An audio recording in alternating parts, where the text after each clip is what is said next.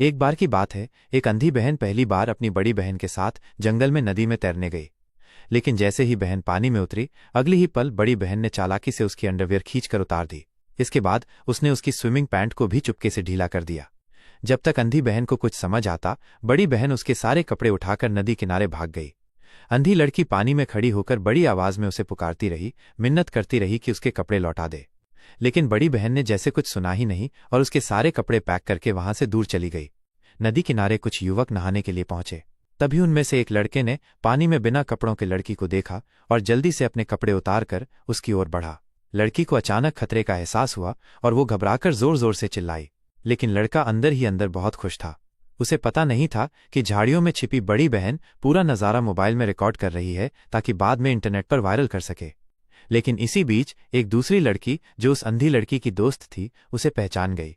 वो दौड़ती हुई पानी में आई, उस लड़के को भगा दिया और तौलिए से लड़की को ढककर बाहर ले आई। ये देखकर बड़ी बहन के चेहरे पर गुस्सा छा गया, क्योंकि उसका प्लान पूरी तरह फेल हो गया। असल में ये सब बदला था। पहले अन्ना, बड़ी बहन और जेनी, अंधी छोटी बहन, बहुत अच्छे से रहती थीं। लेकिन जब से जेनी की आंखों की रोशनी चली गई, माता पिता का पूरा प्यार और ध्यान जेनी पर चला गया और अन्ना को हर जगह अनदेखा किया जाने लगा। एक बार अन्ना जब अपने मोटापे को लेकर परेशान थी, तभी जेनी ने चुपके से उसकी मोटी फोटो खींचकर इंटरनेट पर वायरल कर दी।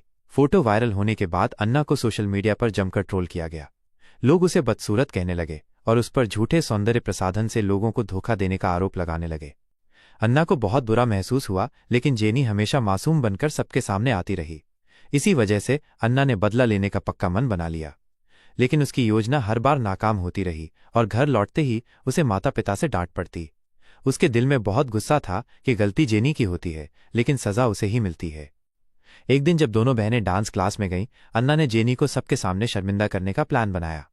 वो उसके कंधे पर हाथ रखकर जबरदस्ती उसे मंच के बीचों बीच ले गई और सभी के सामने डांस कराया।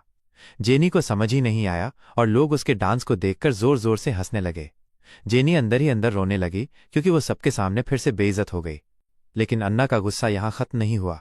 एक बार जब अन्ना बाहर कचरा फेंकने गई, तो जेनी ने चुपके से उसके बैग में सड़ा हुआ फल डाल दिया।